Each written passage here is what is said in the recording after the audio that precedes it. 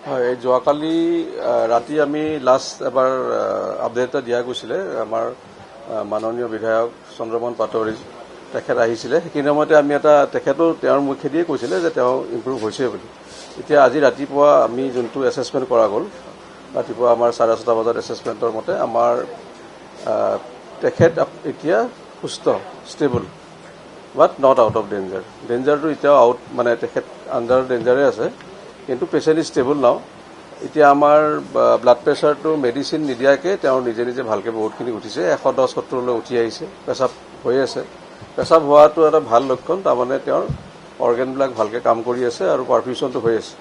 আৰু লগতে আৰু এটা ভাল খবৰ, আমি দুটা ব্লাড দিয়াৰ পিছত তেওঁৰ যোনটো হিমোগ্ল'বিন কম আছিলে 6.4, সেইটো 8.4লৈ উঠিছে। আজি তথাপিও 8.4, 6.4ৰ পৰা 8.4। আজি আমি তথাপিও দুটা আৰু ব্লাড দিয়াৰ কাৰণে মানে ভাবিছোঁ আৰু লগতে অনুষাংগিক যোনখিনি দৰৱ পাই আছে, ইনফেকশ্যনটো অকণমান কমিছে আগৰ যিমান তুলনাত আছিলে।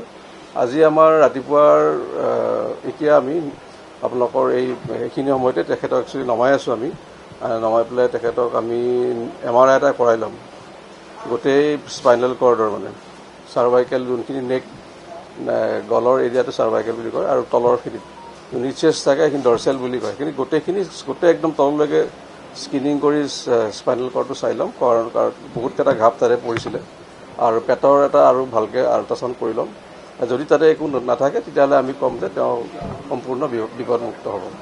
আবেলিলৈকে গম পাই যাম।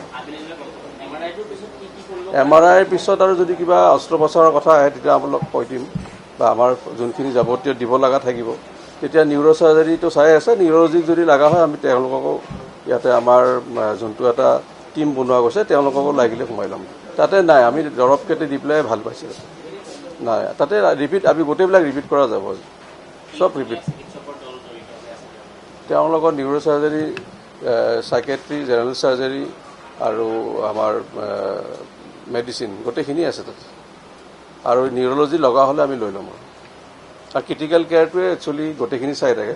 এনাস্থেচিয়া এণ্ড ক্ৰিটিকেল কেয়াৰৰ আণ্ডাৰতে GICU যথা ICUত থাকে, তেওঁলোকে গোটেইখিনি মানে মাষ্টাৰ কণ্ট্ৰলটো কৰে, যাকে যাকে লাগে মাতি থাকে। মাত কথা দিব পাৰিছে, দেউতাকক চিনি পাইছে। আৰু আমাৰ লগত আমি যোনখিনি ক'ব লগা সেইখিনিয়ে পাতিছোঁ। আৰু যোৱাকালি আমি খাবও দিছিলোঁ, তেওঁ ধৰক অলপমান আহাৰ ৰাতিলৈকে অলপমান খিচিৰি ভাত খাইছিলে, পানীও দিয়া গৈছে। আজি যিহেতু আমি তেখেতক কিছুমান পৰীক্ষা কৰিম, পৰীক্ষা কৰিলে সাধাৰণতে খালী পেটে থাকিব লাগে, সেইকাৰণে আজি দিয়া নাই, পিছত আকৌ সেইবিলাক আৰম্ভ কৰা যাব। এতিয়া আহিছে, কিন্তু বেছি সোনকাল হ'ব এইখিনি ক'বলৈ, কাৰণ তেওঁৰ যোনটো ট্ৰমা অৰ্থাৎ যোনটো তেওঁ মানে দুখ পালে, এটাতো শাৰীৰিক দুখ পালে, সেইখিনি আমি ট্ৰিটমেণ্ট কৰিলোঁ, কিন্তু মানসিক যোনটো দিশ আছে সেইখিনিৰ কাৰণে তেওঁৰ অলপমান সময় লাগিব। সেইখিনিৰ কাৰণে যোৱাকালি যেনেকৈ কোৱা গ'ল, তেওঁলোকক আমি চাইকেট্ৰিক কাউন্সেলিং, মেডিচিন যি লাগে, অলপ মেইনলি কাউন্সেলিং লাগে, আৰু এটা এটমছফিয়াৰটো, ঘৰৰ পৰিৱেশটো বা এই জেগাখিনিৰ পৰিৱেশটো ভাল হ'ব লাগিব, তেতিয়াহ'লে নিজে নিজে ঠিক হয়। এটা ছেল্ফ কনফিডেন্সটো তেতিয়া বাঢ়ি যায় বেছিকৈ।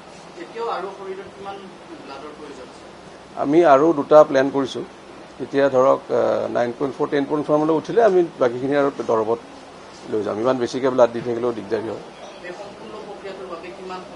এনেই 7 দিনমান ধৰি লৈছোঁ আমি আমাৰ ফালৰ পৰা।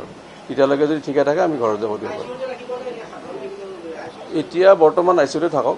ICUত থাকিলে অলপমান মানে ধৰক গোটেই মনিটৰিংটো ভাল হৈ থাকে, আৰু লগা হ'লে শ্বিফ্ট কৰি দিম। যেতিয়াই ঘৰৰ মানুহ যদি একচুৱেলি মাক আহিব পৰা নাই, আৰু মাক আহিলে তেতিয়া আমি শ্বিফ্টিঙৰ কথা ভাবিম।